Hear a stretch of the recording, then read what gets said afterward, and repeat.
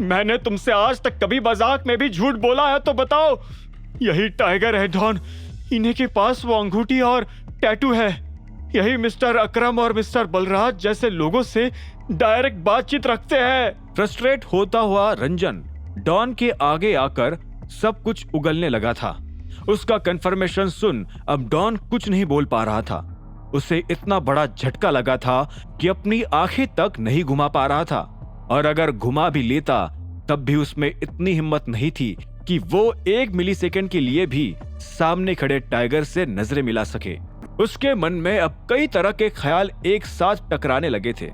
Tiger से मिलना हमेशा से उसका एक सपना रहा था, लेकिन उसका ये मिलन इस तरह से होगा किसी ने सपने में भी नहीं सोचा था। अटकी हुई सांस के साथ डॉन धीरे से पलटा और उसने बेड पर लेटी चाहत को देखते हुए हकलाया, ये मुझसे क्या हो गया? ये लड़की आखिर है कौन? रंजन ने उसके सवाल पर अपना सिर हिलाकर कहा, अबे अब तक तुम्हें समझ आ ही जाना चाहिए था। अगर ये टाइगर है तो ये लड़की उनकी गर्लफ्रेंड ही हुई ना। और तुमने डॉन, अब सिर्फ भगवान ही तुम्हें बचा सकता है। रंजन की बात सुनकर डॉन तुरंत ही अभिनव के पैरों में गिरकर रो पड़ा। अभिनव ने धीरे से उसका सिर अपने पैरों से उठाया और पूछा, तूने उसे ड्रग्स दिए हैं? सॉरी सर, सॉरी, ज्यादा हेवी ड्रग्स नहीं है, कुछ ही देर में मैम उठ जाएगी। डॉन ने हकलाते हुए जवाब दिया, और उसके कपड़े कहाँ हैं? अभिनव के सवाल को सुनते ही डॉन तुरंत ही उठकर कमरे के कोने में चला गया और उसने वहां से चाहत के कपड़े लाकर झुकते हुए अभिनव को वापस थमा दिए। अभिनव ने उन कपड़ों को तुरंत ही उसके हाथों से छीन लिया और वो चाहत के करीब बढ़ने लगा। उसने चाहत के सिर पर हाथ रखते हुए उसे पुकारा, चाहत। चाहत को अभी भी नहीं उठते देख अभिनव ने ऑर्डर दिया, एक फीमेल स्टाफ को बुलाओ तुरंत। डॉन ने तुरंत ही अपना फोन निकालकर एक फीमेल मेड को डायल कर दिया।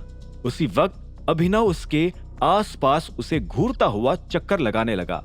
जैसे ही डॉन का फोन कट हुआ वैसे ही अभिनव ने उसके चेहरे पर इतना जोरदार मुक्का मारा कि उसके मुंह, नाक और कान तीनों जगह से खून निकलने लगा।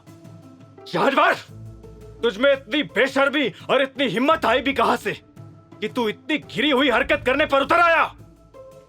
अभिनव जोर से चिल्ला पड़ा। उसकी इतनी तेज आवाज पहली बार सुन रंजन भी थरथराते हुए कांपने लगा था। बहुत बड़ी गलती हो गई सर। डॉन अभी भी हकलाते हुए अपनी जिंदगी की भीख मांगे जा रहा था। अभिनव ने उसे उसके बालों से पकड़ लिया और फिर जोर से खींचते हुए पूछा, मैंने तुझे कितनी बार वार्निंग दी थी, कितने मौके दिए थे इस लड़की को जाने देने के लिए, फिर भी तेरे दिमाग में बात नहीं घुसी? अभिनव इतनी जोर से बाल खींच रहा था कि दर्द के मारे डॉन को अपनी आत्मा अलग होती महसूस हो रही थी। सॉरी सर, सच में सॉरी। चुप!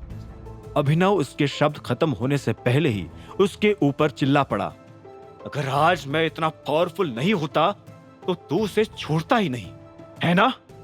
अभिनव ने उसके बाल छोड़ अपनी मुट्ठी भींच ली। वो अभी के अभी ही इस आदमी के 100 टुकड़े कर देना चाहता था, पर फिर ये बात भी नहीं भूल सकता था कि डॉन उसी का आदमी था। अचानक रूम का दरवाजा खुल गया और 2 फीमेल स्टाफ अंदर आ गई। जी सर, बेड पर सोई मैडम को उनके कपड़े पहना दो। रंजन का ऑर्डर सुनते ही दोनों फीमेल स्टाफ अभिनव के हाथ से कपड़े लेकर चाहत को पहनाने लगे। इसी वक्त अभिनव ने फिर से डॉन को गले से पकड़ा और कहा, तूने जो किया है वो इतना घिनौना काम है कि मौत की सजा भी कम पड़ जाएगी।